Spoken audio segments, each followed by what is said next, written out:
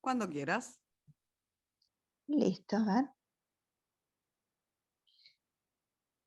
Bueno, hola, buenas tardes, ¿qué tal? Mil disculpas, la demora, hubo un problema técnico. ¿Cómo están? Hola, Pau.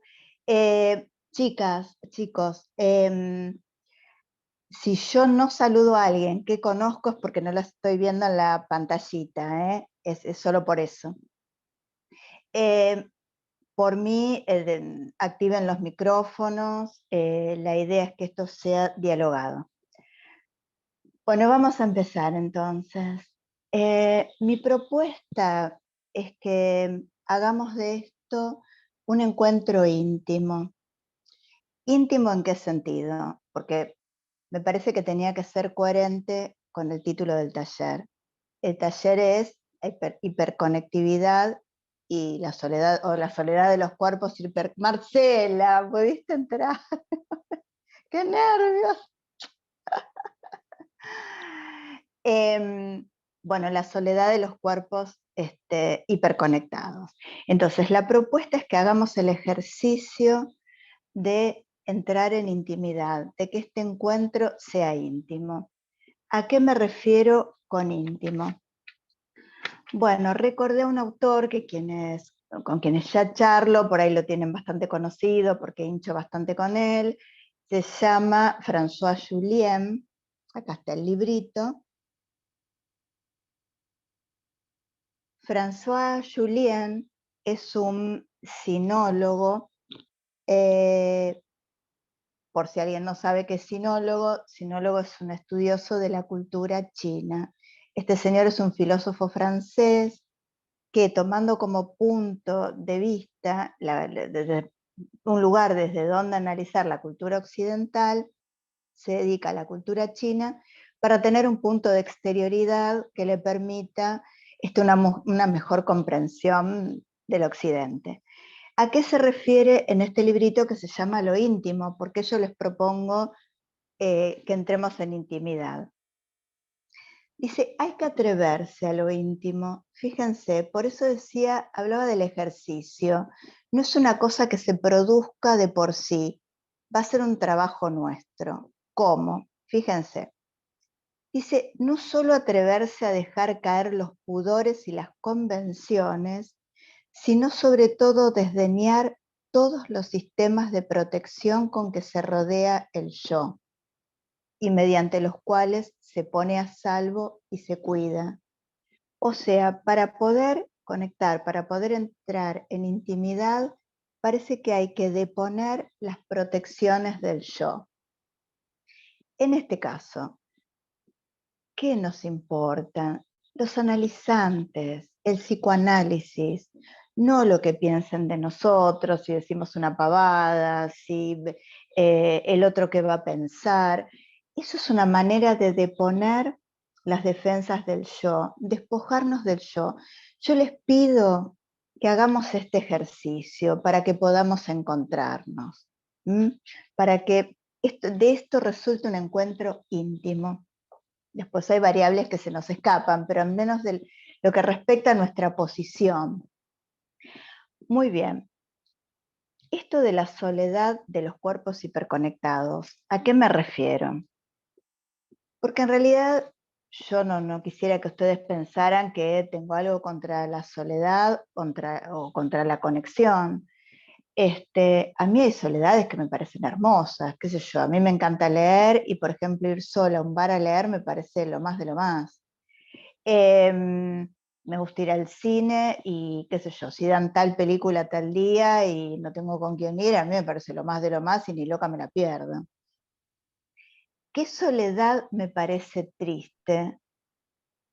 La soledad en compañía, la soledad disfrazada, la soledad de tengo 5.000 contactos y soy un pobre cuerpo solo. Y la soledad que se produce, por ejemplo, voy a hablar de Marcela porque es con quien, por ejemplo, ¿leíste tal libro? Porque le encantan los libros, sabe un montón de libros. Entonces, ¿leíste tal libro? Y ella me dice, sí, leí tal. Entonces yo empiezo, sabés que yo también y leí otro, y entonces le empiezo a hablar de todo lo que leí yo. ¿No les pasa que las charlas suelen ser así? Que alguien pregunta algo, pero para hablar de sí, y eso no los deja en una profunda soledad, porque no hay encuentro, porque no los están escuchando, porque lo que uno está esperando es que el otro le dé el pie para poder hablar de lo propio. Y estar con otro que no se interesa en lo más mínimo de nosotros es bastante desolador. Esa es la soledad que me parece triste. Cuando uno anhela el encuentro, cuando uno anhela el diálogo, cuando uno se interesa por el otro y, ay, Adriana, también la conozco. Hola Adriana, ¿qué tal? Em, esta desolación me parece triste. Por eso les propongo que este taller sea coherente con su título. Entonces, que estemos acá para encontrarnos, no para mostrar, ¿no? Por eso lo de que activen los micrófonos es en serio. Ahí está. Muy bien, perfecto. Muy bien. Entonces, me parece que está la soledad de la soledad linda y esta soledad triste, esta soledad del encierro. ¿Y por qué nos preocupa o nos debería preocupar? Porque nosotras recibimos analizantes, recibimos personas en el consultorio. Entonces esto de interesarse por el otro, me parece que es un ejercicio. Nosotros trabajamos de encontrarnos. El diálogo analítico es en principio un encuentro. Entonces, no es que yo me la paso todo el día no escuchando a la gente, pero bueno, viene mi paciente y yo me dispongo a escuchar. No, viene mi paciente y yo estoy esperando para ver qué intervención interesante puedo hacer. No es cierto que lo esté escuchando. O en el peor de los casos estoy pensando en los diagnósticos. Entonces, ¿de qué se trata este diálogo analítico? De que haya una escucha, de que haya un encuentro. Entonces, recordé algo que repito bastante, pero a mí me parece fundamental, algo de Lacan de los escritos 1, función y campo de la palabra. ¿Lo recuerdan el escrito? Sí. Perfecto. Bueno, en el apartado donde habla de palabra vacía y palabra plena, dice esto, escuchen. Ya se dé por agente de curación o de formación, o sea, que es lo que nos reúne a nosotros, formarnos en psicoanálisis, el psicoanálisis no tiene sino un medium, la palabra del paciente. O sea, tanto como curación como formación, el medio es la palabra. Ahora bien, dice, parece obvio que es una palabra. Seguramente si yo les pregunto a ustedes qué es una palabra, les parece una pregunta tonta, ¿no? Sí. Dice, ahora bien, toda palabra llama a una respuesta. Escuchen esto. No hay palabras sin respuesta. Entonces ustedes dicen, bueno, entonces, ¿cómo no voy a estar pensando en qué intervención maravillosa voy a decir? O si ustedes me preguntan algo, por Dios, ¿qué les voy a contestar? Es fundamental si toda palabra llama una respuesta. No. Dice, no hay palabras sin respuesta, incluso si no encuentra más que el silencio. O sea, el silencio es una respuesta. Y fíjense cómo termina este párrafo. Con tal de que tenga un oyente. Entonces, toda palabra, no hay un solo medio, tanto en el análisis como en la formación para el análisis. La palabra. Toda palabra llama una respuesta, aunque no encuentre más que el... Qué locura. ¿Cómo? Ay, pensé que alguien había dicho algo. Con tal que tenga un oyente. Entonces, nosotras podemos hablar o no cuando en este diálogo, pero lo que de ninguna manera podemos hacer es abandonar el lugar del oyente, porque ahí no hay palabra. Fíjense cómo en el psicoanálisis todo es al revés.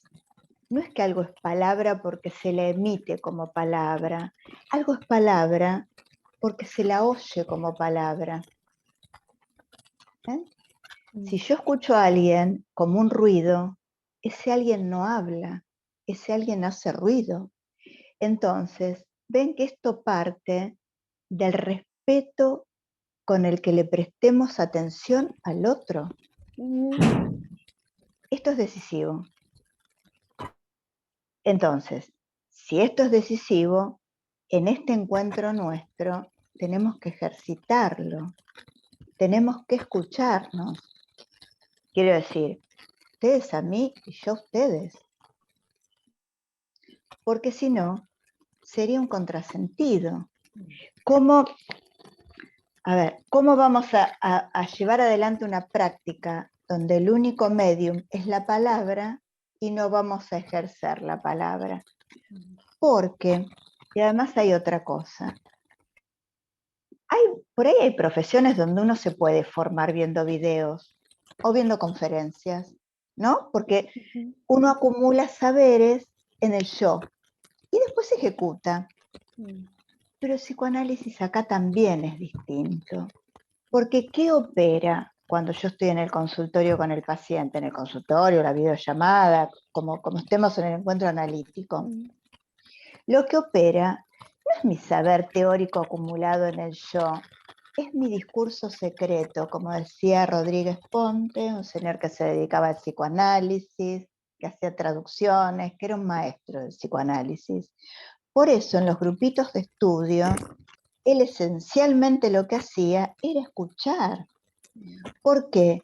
Porque al escuchar uno se puede enterar del discurso secreto que tiene el otro, que es desde ahí donde me está escuchando. Entonces, por ejemplo, nosotras podemos repetir con Lacan que la sexualidad es una posición. Y sin embargo, pensar que porque alguien viene con determinado cuerpo le veo más pinta de una cosa que de la otra. Porque el discurso secreto que me habita y que no está laburado sigue sosteniendo otra cosa. Es muy fácil hablar de la boca para afuera de un modo, pero operar en la intimidad de otro. ¿Y por qué la importancia de hablar para que ese discurso secreto se exponga y me entere? Porque al hablar uno se entera del discurso secreto. Si no, yo me creo que soy re psicoanalítica. ¿Cuándo me entero? Cuando hablo. Entonces, para que podamos enterarnos del discurso secreto que nos habita, es necesario que hablemos. Entonces, las chicas saben, yo hincho con la difusión y pongo con micrófonos activados, pero no es un modo de decir, es necesario. Es necesario que hablemos para enterarnos del discurso secreto. Bueno, de hecho, yo puedo estar proponiendo un diálogo y no parar de hablar en la hora y media y ven que el discurso secreto mío parece que iba para otro lado. No sé si logro transmitir esto del discurso secreto. ¿Sí? Y digámoslo, a corregir. La formación en psicoanálisis es un ejercicio de corregir eso torcido por el yo, no de acumular teoría. De acumular teoría es fácil, ¿no? Trata de leer, el que le gusta leer es una pavada. El tema es ese ejercicio formativo.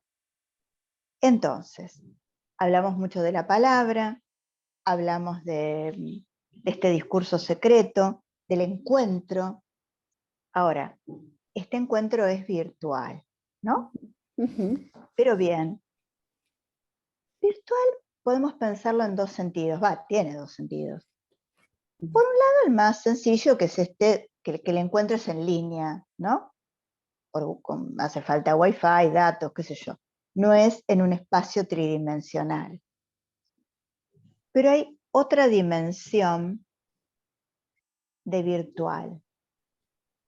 Virtual deriva del latín medieval virtualis, y virtualis deriva del latín virtual, virtus, perdón, virtus. Y lo pronuncié mal porque la B corta se pronuncia U en latín. Virtualis y virtus. Ustedes dirán, ¿y a mí qué me importa para que esta mujer se pone a hablar en latín? Que además les confieso que yo no sé latín. Aprovecho a mi hijo que tuvo latín en el colegio. Yo no sé latín.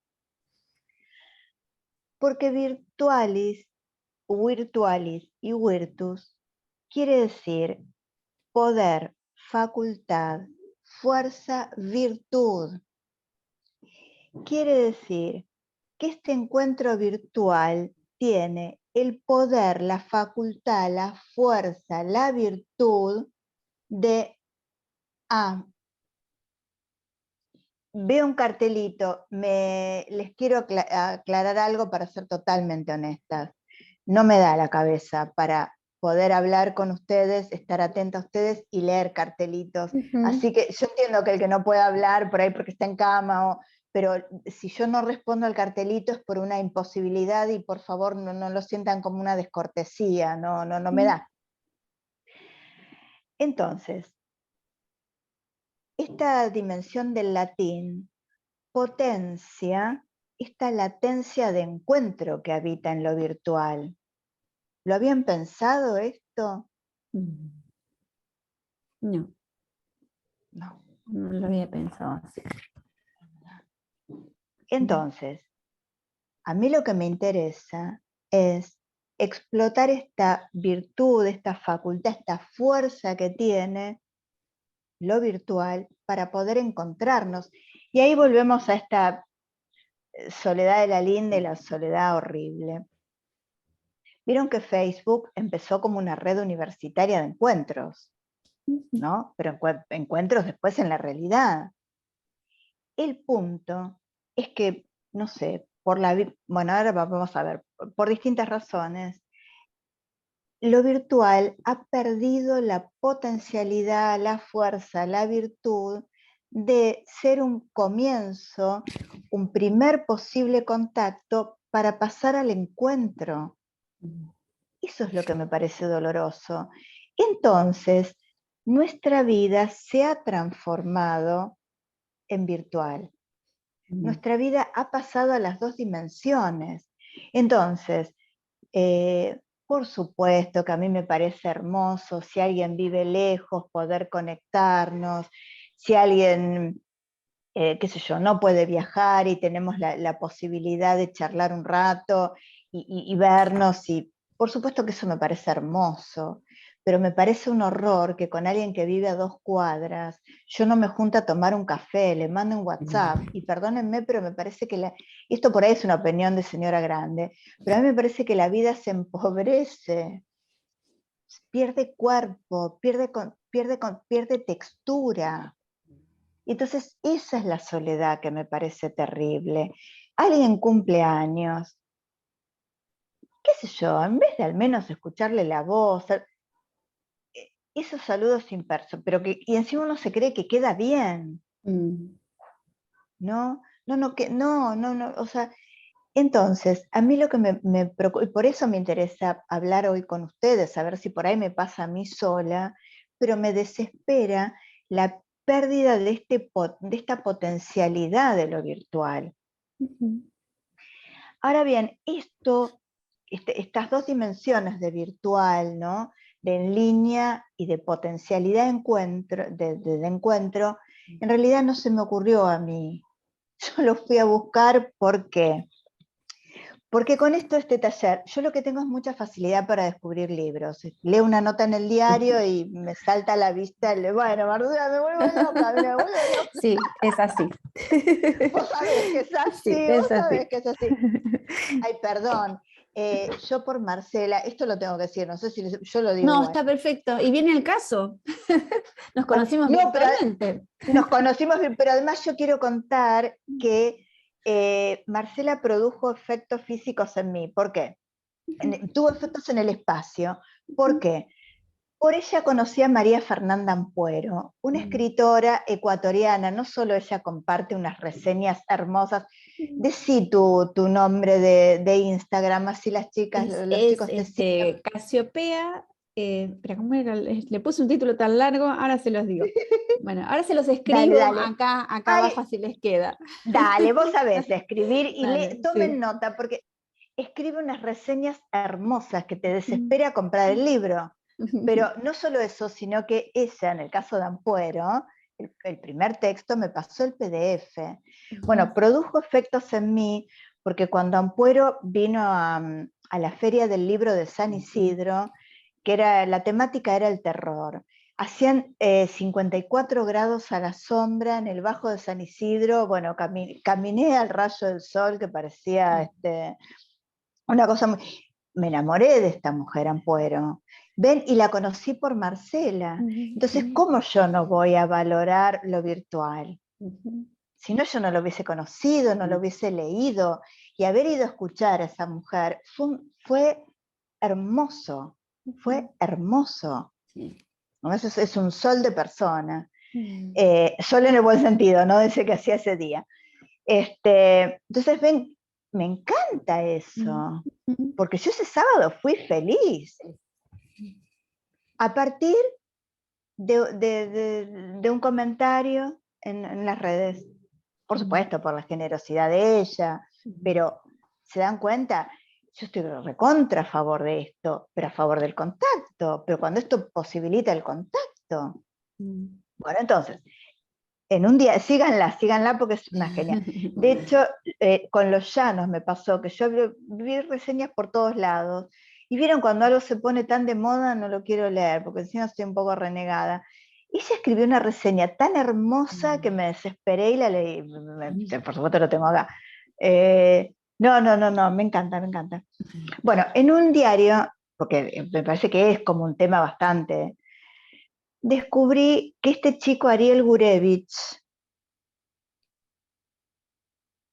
escribió Intersubjetividad en tiempos de plataformas sociales. Descubrí que este chico había escrito esto porque yo lo conocí viendo La Trastornada, una obra de teatro hermosa, donde hay un lugar donde internan a las locas de amor. Es bellísima la obra. No creo que ahora no está en cartel. A este chico también síganlo porque es un genio. Bueno, imagínense, leo en la nota del diario el libro de este chico y dije, de cabeza. Y él dice, la conexión es virtual, entre comillas, no porque sea digital, siempre encierra una latencia, la posibilidad de contacto. Entonces, ven que nosotros tenemos un lugar en esta historia, o potenciar, o realizar esta latencia, esta posibilidad de contacto, o empobrecernos. ¿Ven? Ahora bien, ¿por qué hace obstáculo al encuentro? ¿Qué hace obstáculo al encuentro? Alguna red que empezó justamente como red de encuentros en una universidad, ¿por qué terminó en el encierro? ¿Qué sé yo? Yo tenía un paciente que quería conocer a alguien y dice, no, pero si yo estoy echado en el diván y paso el dedo por el teléfono, tenía Tinder, qué sé yo. Claro, esa es de la gran movilidad que él hacía, estar tirado pasando el dedo por el teléfono. Bueno, entonces Gurevich dice, volver a preguntar, después la próxima lo vamos a retomar porque tiene un final hermoso. Volver a preguntar entonces si como usuarios en estas plataformas de construcción y comunicación, porque no nos olvidemos, insisto, son plataformas de comunicación, más que resolver el problema de la vanidad, resolvemos el problema del contacto con el otro, o en todo caso gestionamos nuestras propias soledades. yo leí esto y dije, este chico me armó el taller. Mm. Entonces, me parece que acá el punto es este. Resolvemos el problema de la vanidad, mostrando lo geniales que somos, la linda vida que tenemos, lo rico que comemos, las salidas. Que yo digo, yo soy grande y antigua, yo veo gente que está en lugares hermosos y está de subir fotos. Yo digo, pero ¿cómo le da la cabeza? O sea, está perdiendo contacto con ese lugar hermoso. Por supuesto es opinable y antiguo lo que digo. Pero hay algo donde la satisfacción plena no está en el encuentro y en el espacio, porque hay gente que hasta dice estar muy bien acompañada. Entonces yo me imagino, bien acompañada en un lugar hermoso, ay por Dios, lo que menos voy a pensar es en el teléfono. Pues no, están sacando fotos y mostrándolo. Entonces hay algo como si esta satisfacción no se completara sin mostrarlo. Y es como... Entonces, ahí me parece que se resuelve algo del problema de la vanidad. Y por eso le pido que nosotros en este encuentro no cometamos ese pecado, el de la vanidad. No estamos acá para mostrar nada. Que yo lo que quiero es acercarme a ustedes. El problema del contacto con el otro, o en todo caso gestionar nuestras propias soledades. Yo creo que hay algo de esta virtualidad que nos deja profundamente solos.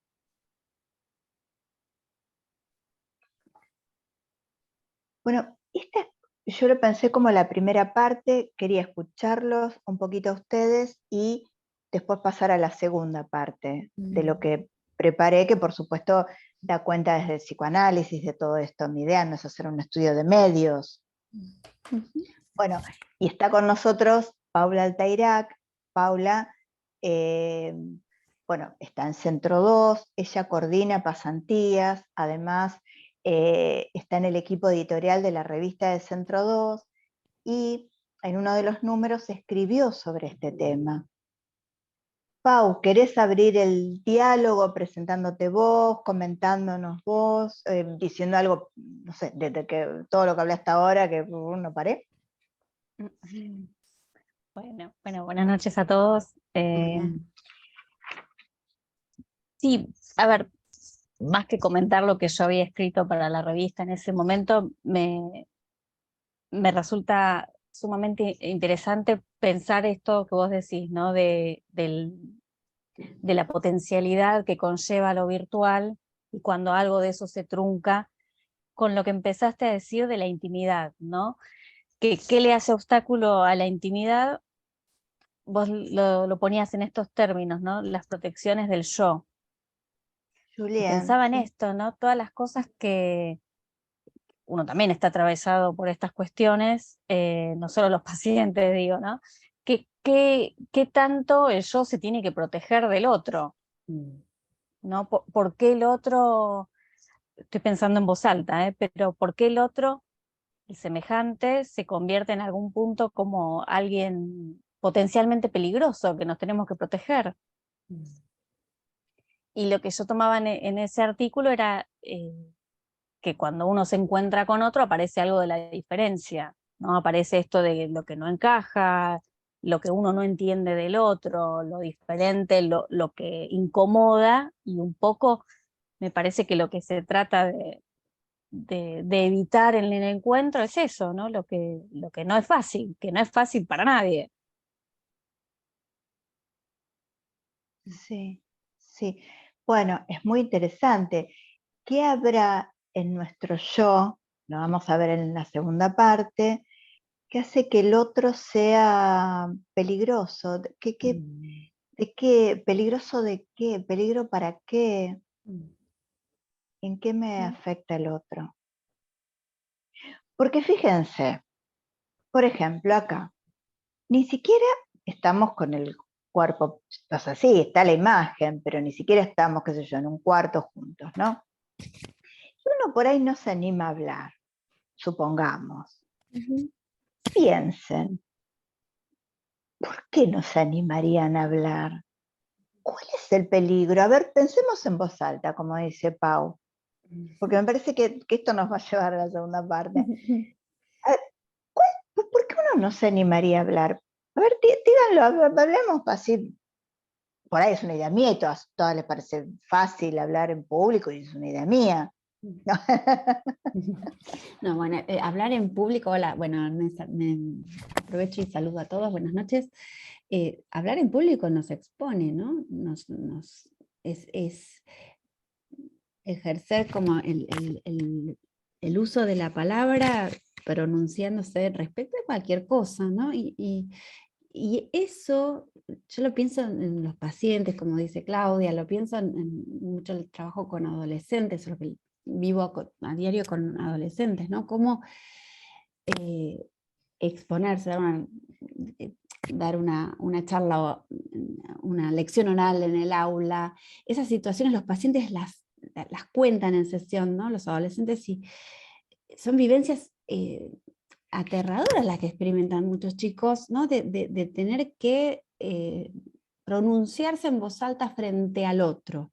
Entonces, el tema de las pantallas nos va protegiendo, pero aún así, este es un espacio para hablar, nos invitan a hablar, nos proponen hablar, está habilitado el hablar, y sin embargo nos inhibe, ¿no? Porque hay algo que queda, como que quedas expuesto, ¿no?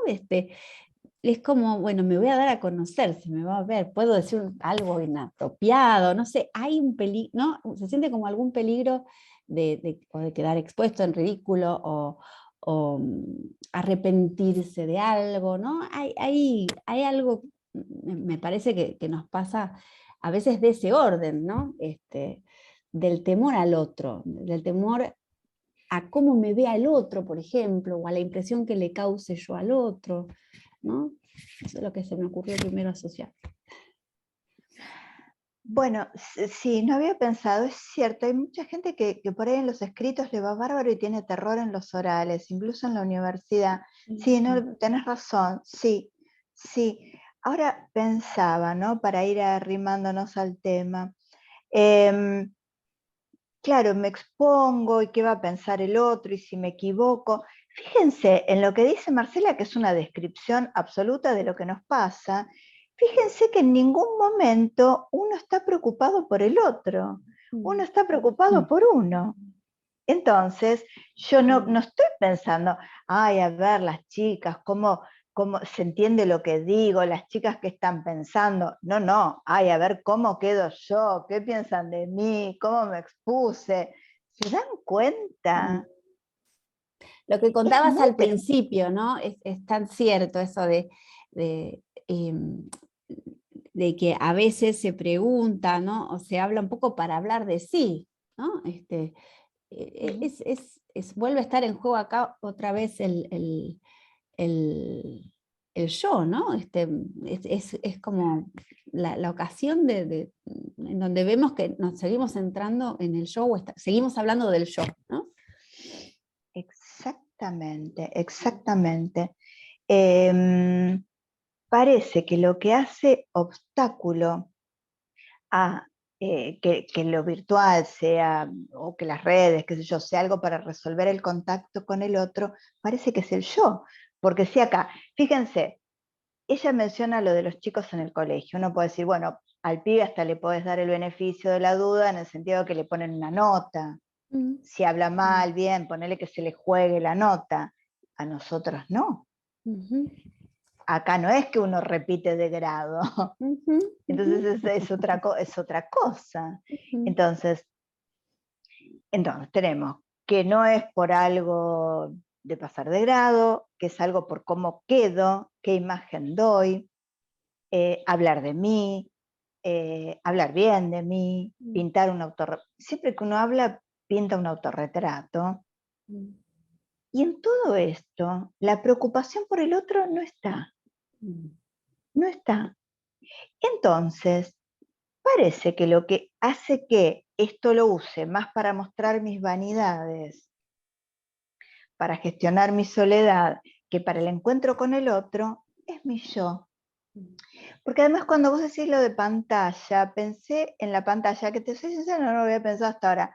En la pantalla como una pantalla, como algo que te cubre. Protege. que te tapa, Sí, que te sí, protege, sí, que te protege. sí, Como sí, velo. tal cual. Tal cual. Como un velo, ahí está, Sí, sí, como sí, sí. dimensión de velo, Sí, tal exactamente. cual. Vela Y como además el uno no, encuentro con el otro, no es como que le pone un límite. Porque pensaba, Claudia, en esto de, es en el yo, pero no es sin este rodeo por el otro, ¿no? Necesito al otro para que me mire, necesito al otro para que me escuche, para que me ponga un like en una fotito, ¿no? Es es en el yo, es la cuestión del yo, pero no es sin el otro, no es sin ese rodeo, se necesita al otro y vuelve al yo, ¿no? bueno, es que es central lo que decís porque vamos a llegar entre esta y la próxima. Porque el yo se constituye de manera especular, el yo se constituye, es necesario el otro, exactamente. Digamos, todas estas cosas horribles que nos pasan son por cómo se constituye nuestro yo. Claro, exactamente, exactamente. Por eso el otro está bien lo que ella trae, el otro me importa para que me ratifique, para que me reconozca, para que me ponga like. No me importa para ver si está sufriendo, cómo anda, qué le pasa. No, no. Esto, y más aplanado esté el encuentro, más sea de pantalla a pantalla, me parece que más se va perdiendo lo humano. Uno se vuelve más desconsiderado. Pensaba también, algo que, no sé, algo morboso que hago, es leer los comentarios de Instagram. Las cosas agresivas y horribles que ponen en los comentarios, da como vergüenza de la humanidad. Yo creo que esos mismos que escriben esas cosas horribles, si tuvieran que poner el cuerpo y la cara, no las dicen. Hay algo de una impunidad detrás de la pantalla, detrás del velo, que me habilita a las cosas más horribles. Bueno, de eso también estamos hechos. En Twitter, ¿no, Claudia? En Twitter se ve mucho más, ¿no? Sí, tal cual. Twitter parece que es, bueno, este chico Gurevich, ¿sabes que menciona lo de Twitter? Porque dice, perdón, a ver, ¿quién había hablado? ¿Quién dijo lo de Twitter? Pues Patricia, Adriana Patricia.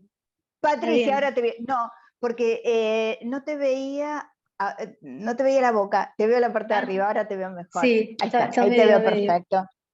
Ahí. Ahí te veo mejor. Oh, te Poquito. saludé, pero que no te alcanzaba a ver. Listo, Ahí listo. está. Bueno, qué lindo que estés aparte. Bueno, y tu convocatoria No, era lo que se necesitaba. qué amorosa. Ese Perdón, tema terrible.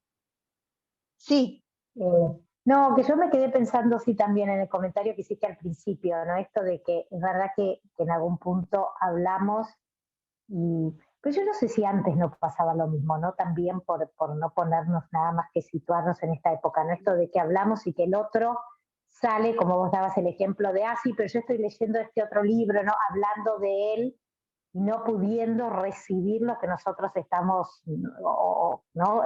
El que comenta o que está hablando esté diciendo, ¿no? Y también lo pienso que muchas veces también se da desde una otra vanidad, porque es como que vos decís algo, pero yo desde mi propia vanidad también tengo como esa ansiedad, noto como esa ansiedad de hablar por encima, ¿no? También no solo desde un lugar de, ay, no soy escuchado, sino también desde un lugar de, tengo derecho a decir y voy a decir, ¿no? Como que también como un lugar medio del yo, ¿no? Como sí. narcisista, ¿no? Como decir, uno habla y el otro en vez de escuchar ya dice lo que piensa y el que está hablando primero, que necesita ese espacio, también a veces es vanidoso y quiere ese espacio porque quiere seguir él, ¿no? Disertando y hablando me parece que, y digo, no sé si es de esta época, me parece que es de todas las épocas, me parece que nos fuimos constituyendo así, ese yo, ¿no? Medio narcisista. Mira, eso por un lado. Sí, dos cosas. Una, primero quería decir lo de Twitter y ahora pasamos a lo que decís vos. Con lo de Twitter, Gurevich dice, yo no tengo Twitter, no tengo idea, pero él dice que lo que pasa es que en Twitter es asimétrico porque son seguidores. En cambio, Facebook tiene como una mayor reciprocidad, son amigos. Esa es como, la gente suele situar a Twitter como un lugar más agresivo. Desconozco, pero escucho ese comentario. La explicación que da es esto, la diferencia asimétrica entre tener seguidores o ser seguidor, que ser amigos y que sea recíproco. Respecto a lo que decís de todas las épocas, la primera aclaración es que está muy bien lo que ella dice, porque el yo se constituyó así siempre. Entonces, Platón tenía sus problemáticas desde la época con el yo, qué sé yo, San Martín las suyas y nosotros las nuestras. Está muy bien lo que dice. Sí, yo creo que, porque el yo, ahora vamos a ver cómo se constituye, queda para la segunda parte. Siempre ocurrió esto. A mí lo que me parece es que hay por ahí cierta potenciación, pero sí, insisto, no es que la tecnología invente esto. La tecnología potencia lo que traemos, exactamente. Y esto del encuentro de dos vanidades, sí, algo que por ahí en otros talleres lo he repetido, pero esto que dice un escritor que se llama Milán Kundera, la verdadera lucha es la lucha por la oreja ajena. Claro que no es que yo soy la pobre que no me escuchan, yo también estoy esperando que el otro termine de hablar para decir lo mío, claro. Entonces tenés esos encuentros que no son encuentros. Y, perdón, voy a aprovechar a meter a Freud cuando habla de la neurosis y habla del oso polar y la ballena, que también lo uso siempre. El oso polar, ¿no?, está en la plataforma continental, la ballena está en el agua. Dice, estos dos nunca se van a poder declarar la guerra porque no tienen un espacio común donde encontrarse. Lo dice respecto al diálogo con las diversas profesiones, lo dice respecto a la neurosis en relación a lo inconsciente y a lo consciente, a que la terapia quizás no sea sino la posibilidad de un espacio común donde estos dos se puedan encontrar. Entonces, para poder dialogar, hay que además posibilitar un espacio común, si no vivimos siendo el oso polar y la ballena. Ahora, a mí me preocupa, a mí cuando alguien me dice, no contás nada, y no, yo si no me escuchan, no me dan ganas de contar, la verdad. Marcela, ¿te pasa? Sí, sí, sí, totalmente. Y más a medida que uno va haciéndose más grande, ¿no? Es como atender a eso, ¿no? Y por ahí elegir, ¿no? Elegir eso, bueno, respetar que el otro no quiere escuchar, entonces replegarse, ¿no? Decir, ya es una elección, ¿no? No pasar por eso. Elegir dialogar con quien se puede dialogar, con quien uno se puede encontrar, ¿no?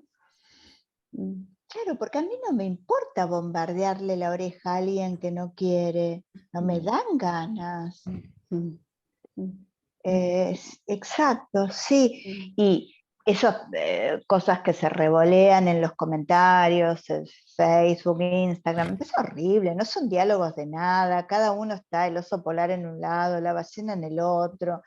O sea, no. Entonces, es cierto lo que dice la compañera, esto es así de todas las épocas. Por ahí, ahora estamos tratando de pensar un poquito el punto donde esto colabora, o de qué modo colabora a que esto tome su lugar y se potencie. Porque, qué sé yo, uno puede usar el WhatsApp para concertar un encuentro y juntarte a charlar y tener, bueno, con Paula siempre nos juntamos. Entonces, quiero decir, lo virtual hace para contactarnos y juntarnos ahí, nos escuchamos. No es que queda en un revoleo de que ella me habla de sus vanidades y yo de las mías. Claro, quiero decir, uno tiene un lugar en qué hace con esto. Porque la estructura produce efectos. La estructura produce que yo tenga la facilidad de no haberme movido de acá, en vez de tomar el 160 e ir al centro 2.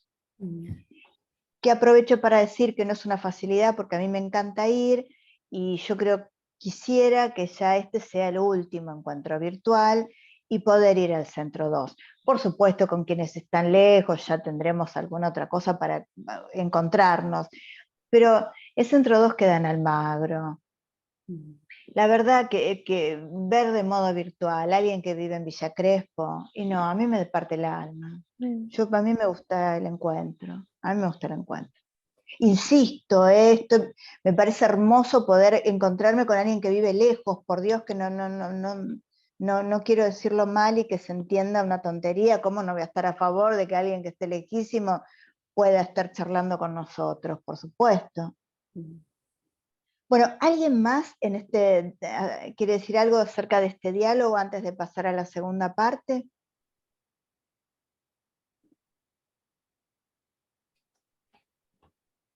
¿No?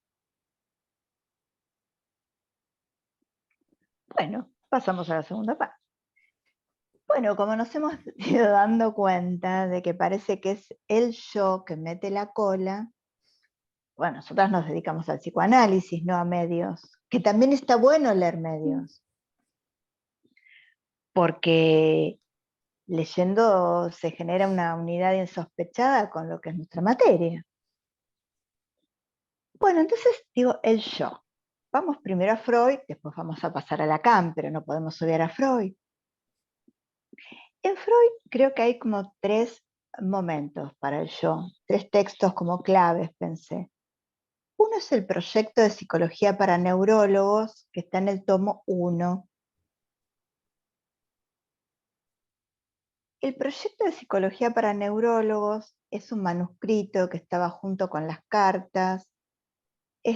A ver, Joana, vos sabés de lo que estoy hablando. ¿Querés contarlo, me parece? Joana Alegre. Me pareció que vos te estabas en tema de los manuscritos y ¿querés contar?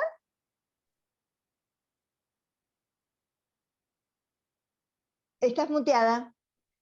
No, que la compu se me salió de. No, digo sí porque estoy a sentar siempre cuando escucho, ¿no? No sé si estoy para explicar, Bueno, pero sí los tengo presentes los textos y los he leído.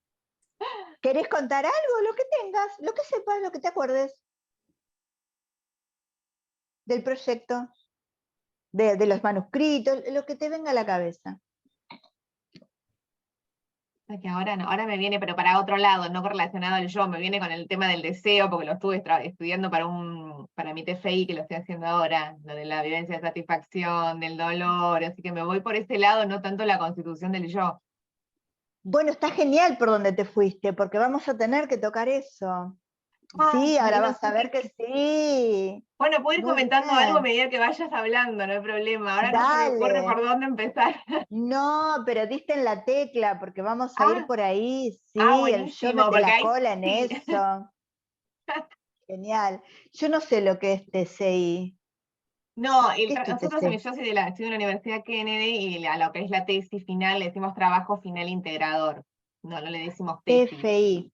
el TFI. TFI, trabajo TFI. Claro, o sea que yo Ahí ya está, estoy, ya ahí lo está. entregué, ya estoy armando mi presentación, si Dios quiere, para recibir. Así que estaba con eso. Qué bueno, buenísimo. Bueno, el proyecto estaba junto con las cartas a Fliss, estaban perdidas. En realidad, Freud hubiese querido tirar todo, pero gracias a Marie Bonaparte, Paula Altairac, vos que me compraste el libro, porque yo soy un desastre para comprar por Mercado Libre, y ella me ayuda tanto, es un amor, porque parece una estupidez, yo sé, para otros parece una para mí no, entonces no conseguíamos el libro La última Bonaparte, que es la biografía de Marie Bonaparte. La nombro porque gracias a ella tenemos esto. Pau, ¿querés comentar algo vos? No. Bueno. Entonces, tenemos las cartas y los manuscritos y qué sé yo, porque esta mujer, que era princesa, lo ayudó a Freud en el exilio, consiguió, imagínense, él le mandaba estas cosas a Freud, a Fliess, a su amigo, y la viuda de Fliess se los da a un anticuario, pero con la condición de que no lleguen a Freud. Entonces esta chica, Marie Bonaparte, que era paciente, discípula, un montón de cosas de Freud, interviene para poder resguardarlo. De paso digo, está la biografía que se llama La última Bonaparte, está en la biblioteca, va a haber una obra de teatro, les paso el chisme ya que está, chicos, va a haber una obra de teatro en el Camarín de las Musas, para quien está cerca de Cava, los viernes 20:30, yo no llego, sobre esta chica, Marie Bonaparte. Bueno, a mí estas cosas del teatro me encantan. Y ahora, una editorial que se llama Le Traducciones va a editar un libro que escribió esta Marie Bonaparte sobre su perrito. Desconozco, todavía no se presentó, todavía no fuimos. Bueno, todo esto porque gracias a esa mujer tenemos esto. O sea, el proyecto es un manuscrito. ¿Qué quiere decir? Que no está publicado, no está pulido y escrito como para publicar. Esto parece una tontería que se insista con esto, pero uno se olvida, porque nosotras lo estamos leyendo publicado. Entonces nos olvidamos los vaivenes, digas, ¿cómo escribe un manuscrito? Por favor. Aparte, es del 1800. Freud está empezando con esto. Hay tanteos, es un genio.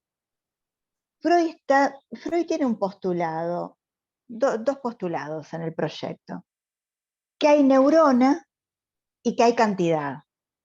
No me pregunten qué es la cantidad, porque con el grupito de estudio que hacemos, que leímos esto, no podemos responder qué es la cantidad. Es una cantidad, dice Freud, porque fluye, y tiene que ver con lo que la compañera dice de la experiencia de satisfacción, la experiencia de dolor, pero es una cantidad de que, proyecto de psicología para neurólogos, acá Freud propone neuronas físicas, neuronas que tienen distintas funciones. Entonces, bien, este aparato psíquico, así está conformado el aparato, por estas neuronas y por cantidades que circulan entre las neuronas. Este aparato recibe impulsos del interior del cuerpo, estados de deseo, por ejemplo, de hambre, de objeto sexual, ¿no?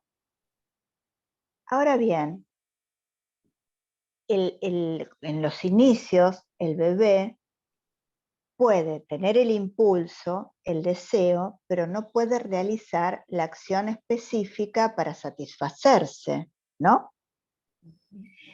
Entonces, ¿qué hace el aparato? Una primera descarga que consiste en un llanto, en un grito. Es una descarga para el aparato. Pero que el otro, y ahí viene el otro, dice Freud, el otro es alguien que nos asiste, alguien que necesitamos y alguien que también es hostil. Es de todo el otro. Porque el otro es el que me asiste, pero también el otro puede ser el objeto hostil.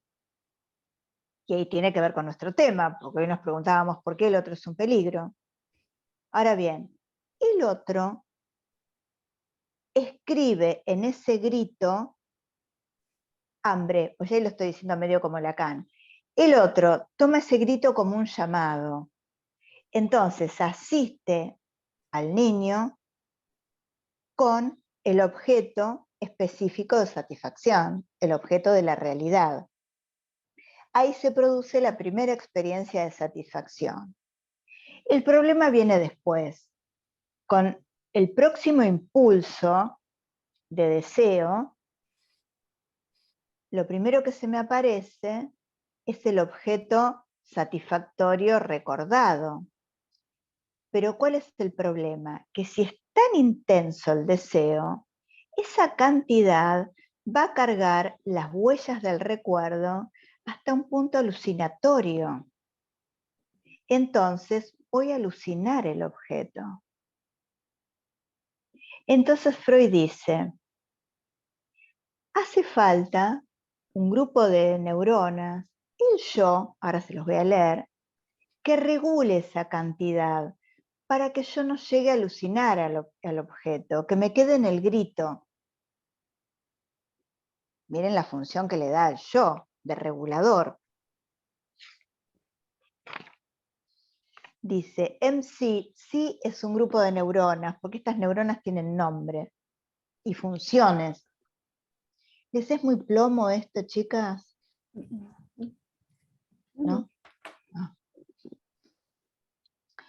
MC, dice, se ha formado una organización cuya presencia perturba de cursos, perturba.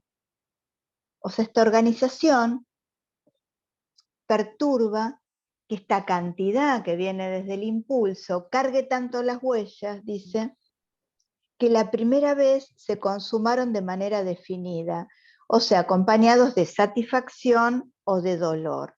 Esta organización se llama yo. ¿Ves por qué tenía totalmente que ver con lo que estás estudiando? Entonces, el yo es el regulador. Y dice, ¿qué es el yo? Usted me dice, bueno, pero ¿y cómo define al yo Freud? Dice, el yo es una red de neuronas investidas, bien facilitadas. Y hace el dibujito. No sé si lo ven. ¿Se ve? Ujú, ujú. Bueno.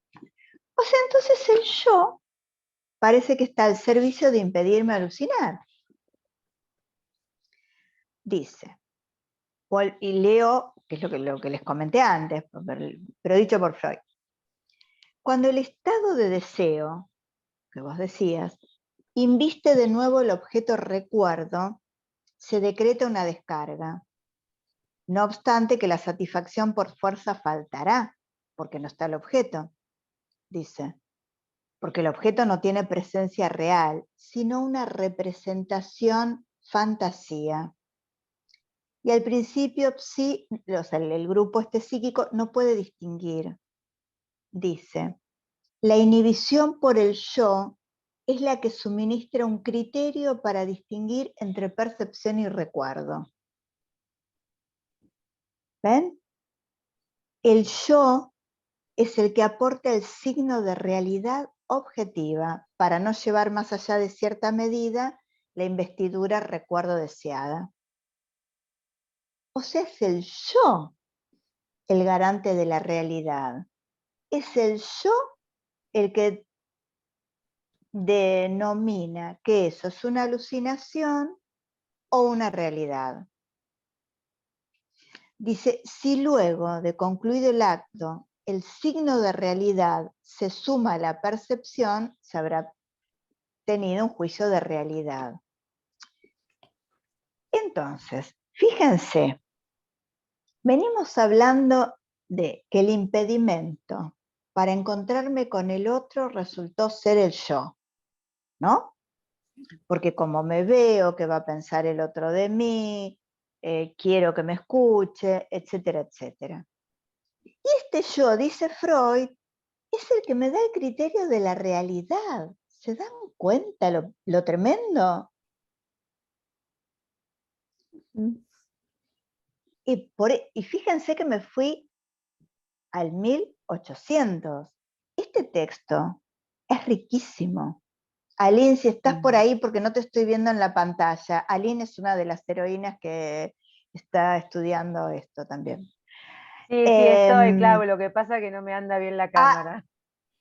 Bueno, bárbaro. Ella es testigo de que esto es muy difícil, pero que dice cosas riquísimas, porque como volvíamos a repetir hoy en el grupito, Freud no se está preguntando cómo se constituye el yo. Dice, es un grupo de neuronas y chao. Pero sí se está preguntando cómo se constituye la realidad.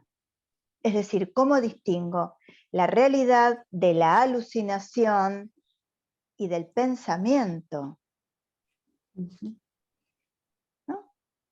En una época de muestras inmersivas, yo pensaba el otro día, antes uno era feliz pudiendo, bueno, yo ni siquiera crucé el charco, pero quien hubiese podido ir a ver a Van Gogh, yo qué sé, no sé en qué museo está, pero de europeo seguro. Imagínense, eso hubiese sido la felicidad, estar paradita en el museo viendo el cuadrito. ahora no, eso no alcanza, es la realidad inmersiva. Bueno, saben de lo que le hablo, de esas muestras inmersivas. Yo no fui, pero bueno, ustedes me entienden. Entonces el yo es como si cada vez necesitara más pero a su vez necesitara más y es cada vez todo más etéreo, menos sustancioso, menos cuerpo. Entonces este yo, y ahora tomé un textito que la verdad, yo les cuento también de dónde lo saqué. En el centro 2, yo estoy en un DITEC, donde los colegas atienden niños y adolescentes. Yo estoy con una compañera, mi compañera es una genia, Andrea Jara. Entonces, yo les mandé una notita de Freud a pie de página de la interpretación de los sueños, donde Freud habla de los gnas. Empieza con G, por eso me cuesta pronunciar, gnas. Los voy a volver loco, pero no importa, yo les cuento. Los gnas, dice los vieneses saben lo que son. Son objetos hechos a partir de nada, por ejemplo, de una cacerola, que terminan teniendo apariencia de importantes. Por ejemplo, hacer una armadura con una cacerola. Son objetos como artísticos, pero hechos a partir de nimiedades. ¿Por qué le importa esto a Freud? Porque dice que la fantasía tiene estructura de gnas, que a partir de pequeñas nadas uno arma objetos. Uno podría decir, la realidad es una gnas, porque es una construcción, ¿no? Bueno, cuando yo les mando esta notita al pie de página, mi compañera, que es una genia, manda un artículo donde se habla de los gnas, un autor francés que se llama Guy Le Goffey. Yo se los recomiendo calurosamente a este autor porque es un genio. Entonces, este hombre, Guy Le Goffey, en este artículo dice, es necesario abordar cierta sutileza del proyecto, de esto que leímos recién. Porque dice Freud, se esfuerza por diferenciar claramente percepción y representación. No es lo mismo pensar en el objeto, alucinar el objeto, que percibir el objeto. Puesto que es necesario que el objeto sea real para que haya satisfacción, lo que dijimos antes. Entonces dice, se ve constreñido el yo a inventar, Freud, un signo de realidad. Y fíjense lo que dice. El signo de realidad resulta de decisiones del yo, no al contrario. O sea que la realidad termina siendo una decisión del yo. Vamos a aprovechar a dar ejemplos pavos porque son los mejores. Supónganse que yo sea una mal pensada y digo, Alim no me quiere ver o no quiere hablar conmigo, por eso saca la cámara. Y la pobre tiene un problema con la cámara. ¿Ven que es el yo el que decide la realidad?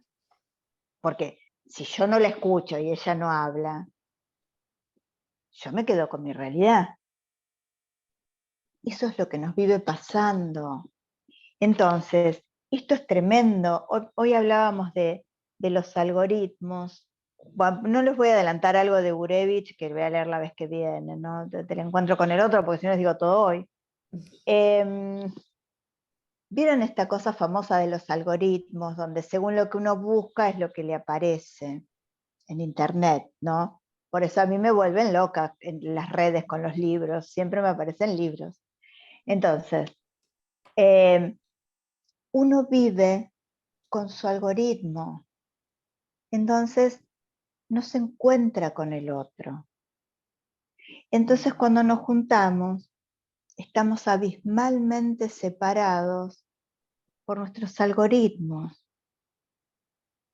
¿Ven lo difícil que es encontrarse con lo otro en el otro? Le Goffey en un libro, ¿alguien sabe francés? ¿No? Bueno, No. entonces lo voy a decir horrible yo y chao. Guy Le Goffey escribió un libro que se llama El lazo especular, que lo vamos a ver la vez que viene. Parece que alguien se escribe autrui y otro autre. Se pronuncia otro y autrui. Entonces habla del otro que hay en el alguien. Yo rápidamente, el yo tiende a reducir al alguien a lo mismo que yo, no a lo otro que yo. Lo que decían hoy de encontrarse con la diferencia. Entonces, en mi micromundo de mi algoritmo, están mis iguales. Entonces, necesariamente se dan cuenta cómo lo que decíamos del empobrecimiento de la realidad. Porque si no hay lo diferente, la realidad se empobrece. Si yo me hubiese quedado con lo mío, yo solo tengo la nota a pie de página de Freud en el tomo 4 de la interpretación de los sueños, página 230, donde habla de los Nash. Se los digo por si le interesa ir a ver, página 230, tomo 4, Amor Rorto.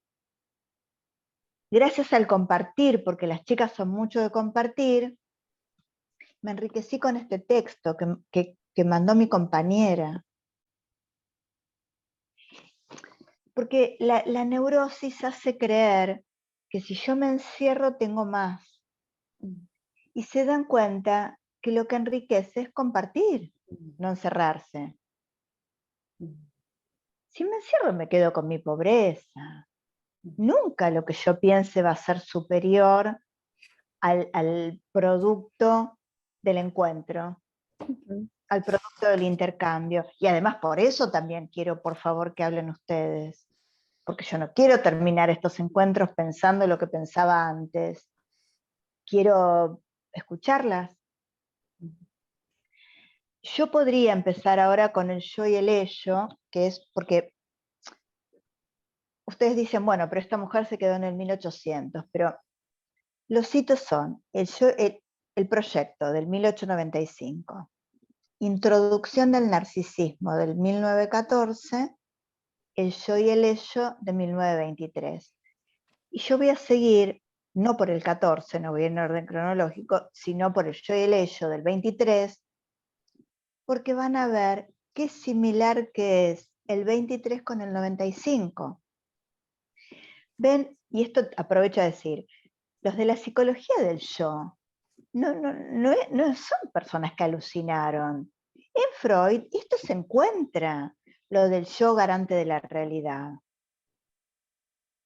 Y en el yo y el ello, ahora vamos a ver que también vamos a encontrar estos postulados del yo como garante de la realidad.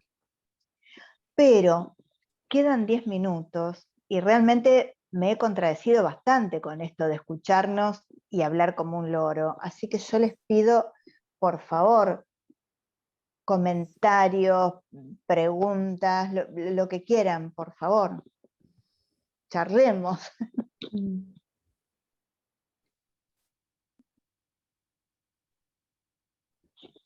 Pensaba en esto de quedarse encerrado en el propio pensamiento, ¿no? Y suponer que el otro es igual, ¿no? Cuando uno dice, no me quiere ver o no quiere tal cosa, que es la fuente de todos los malos entendidos. Toda la comedia del neurótico es, me dijo tal cosa, pero en realidad quiere otra, o en realidad me lo dice para quedar bien o para que yo me quede tranquila o no sé qué. Y ahí está todas las novelas, podríamos ubicar en ese supuesto, ¿no? que se ubica del lado del otro. Claro, no te enteraste nada del otro, revolviste el caldo de tus pensamientos. Pues. Yo quería, pero no sabía si hablar me daba vergüenza. Clara. ¿Cómo están? Buenas noches. Por favor. Pero porque me siento muy joven todavía como para comentar, pero bueno, como está el pie. Como no soy licenciada todavía, soy estudiante avanzada, no sentía que tenía todavía el pie, pero bueno, como es algo que en la juventud por lo menos nos interpela mucho el tema de las redes sociales, porque bueno, fui criada básicamente con redes sociales. Yo me di cuenta que algo que me gustaría quizás hacer para mi tesis próximamente, si se puede. Con lo que respecta a la susceptibilidad, así como dijo Paula, la manera en que puede haber un diálogo, por ejemplo en Twitter o en Facebook o, no sé, Instagram, y sí, totalmente para mí tiene mucha razón en cómo eligen su discurso y no quieren salirse de él. Por ejemplo, puede haber una discusión, que en mi opinión las discusiones son debatibles, capaz difieren las dos personas o más, pero luego de un momento quizás se llega a un acuerdo, o por ejemplo, en mi caso me pasa con mis amigas o con otros conocidos, que usualmente yo lo que quiero es debatir, yo no busco una discusión, pero a veces hay algo más que yo no puedo ver, que yo no logro ver, que es el otro, obviamente, eh, y me pasa usualmente, en mi caso, que existe esa susceptibilidad de que quizás, como yo estoy difiriendo de la otra persona, surge una discusión, me empieza a decir que yo soy cerrada de mente, o que no lo quiero escuchar, unas cuestiones así. Entonces, bueno, busco, lo estoy trabajando claramente, busco que no se sienta de esa manera, sino que sientan que yo realmente lo que estoy buscando es entenderlo. Pero sí pasa, porque sé que no todos son así, pero sí pasa que, por ejemplo, en mi caso me pasó que estar hablando con alguien, buscar la manera de que el otro también entienda mi punto de vista, sin que yo esté desvalidándole al otro, y nunca se lograba esa charla, es más, me terminaban diciendo malas palabras, digamos, me terminaban tratando mal, y en el caso, por ejemplo, de Twitter, es como que hay muchos que están dispuestos para hablar mal del otro, pero nunca para poder rectificarse y decir, che, estuve muy mal. Perdón, yo soy de Corrientes por la duda si me sale alguna palabra Me media ahí. encanta. Eh, pero me pasa, en mi caso, que tuve una discusión, un debate, en mi opinión era un debate, y la persona esta, que no sé si era un chico o una chica o lo que sea, no estaba dispuesta a un debate, estaba dispuesta a una discusión, a decirme, yo tengo este punto de vista y para mí es así, y lo que vos estás diciendo está mal. Y si alguien piensa que en lo contrario también está mal. Y eso me parecía que era algo del internet. Y aprovechó para hacerme un carpetazo con mi perfil y empezar a tomar en cuenta todo lo que yo subía en mi Twitter como para como tener su punto y agarrarse de eso para no soltar. No sé si se Ahora, entiende. Lara, perdón, no sabes si es una chica, un chico, no sabes. No sabía No exactamente, sabes. pero Perfecto, perfecto. Dos cosas de Lara. Primero que te recontra agradezco porque fíjate, y esto voy a aprovechar para esto, fíjate, vos sos particularmente joven, yo soy particularmente grande, vos vas a aportar algo que necesariamente yo no voy a poder aportar. Entonces se dan cuenta que la participación de ustedes, mire, que este taller sea una porquería o sea rico, depende de todos. Entonces, se dan cuenta que, por supuesto, ella no se recibió, yo hace 80 años que leo, pero yo no soy joven. Entonces ella necesariamente va a aportar algo que yo no puedo, que yo no tengo. Entonces, acá no se trata de más o de menos. Ella aporta algo distinto y lo distinto, volvemos a lo distinto, es lo que enriquece. Eso por un lado. Y por otro lado, me das pie para que hable de un tema que en realidad creo que es el único que me interesa, que es el lazo con el otro. En psicoanálisis le llamamos transferencia. Fíjense, lo que hace valiosa la palabra del otro es lo que el otro es para mí. La palabra del otro no es valiosa porque sea una gran cosa o una porquería. Vale porque como vale el otro para mí. Entonces, fíjense, estoy intercambiando con alguien, y esto es propio de las redes, que no sé quién es. Entonces, por ejemplo, yo puedo hablar con Paula y yo profundamente la respeto. Entonces, si dice algo que yo no estoy de acuerdo, vamos, como dice Lara, a intercambiar, pero de base yo la respeto y la quiero. Entonces, nunca podría desestimar, subestimar lo que dice. Porque la quiero, entonces la respeto. Entonces lo que diga, como la respeto, lo que diga para mí es respetable. Ahora, si alguien que escribe una frase es nadie, no la respeto. Entonces, se dan cuenta que las redes nos hacen creer, las redes o lo que sea, porque como decía hoy la compañera, esto ocurrió, bueno, en otro momento con otras cosas o de otra manera, es creer que cualquiera puede hablar con cualquiera, que no hace falta el lazo. Y sí, porque es el lazo el que le da el lugar a la palabra, el lugar de la nada, el lugar de que sea una bala esa palabra, el lugar de que esa palabra sea una caricia. Bueno, los tremendos malos entendidos. Y qué sé yo si Paula me escribe algo y no lo entiendo, podré verdaderamente no entenderla, pero yo no voy a pensar mal. No estoy pensando me agredió. Pero acá, tras que uno está loco y piensa con su yo, entonces si yo soy medio perseguida, todo el que me diga algo me está agrediendo, encima de eso, además no los conozco, no los quiero, no son nadie, ¿qué va a valer esa palabra para mí? Entonces, no es cierto que uno pueda dialogar con un nadie. Para poder dialogar necesito a otro que reconozca valioso, que respete. No es revolear frases. Dialogar no es revolear frases. Dialogar requiere el encuentro. Y esto es fundamental para nuestro trabajo, porque uno empieza, bueno, a ver que el diagnóstico, bueno, lo primero es el lazo en el encuentro con el posible analizante. Porque si no hay lazo, no hay nada. Entonces, nuestro margen es la transferencia. Si no hay transferencia, no hay nada. Ahí sí, si no hay amor, que no haya nada entonces. Porque no hay nada. Entonces, y para la transmisión también, y con todo respeto, por eso también yo quiero que este sea el último taller virtual, bueno, salvo con alguien que esté lejos, si quiera comunicarse puntualmente, por favor, desde Corrientes nos comunicamos personalmente con todo gusto, pero en relación a un lazo, yo lo que no estoy de acuerdo es en esta cosa de los videitos de la nave.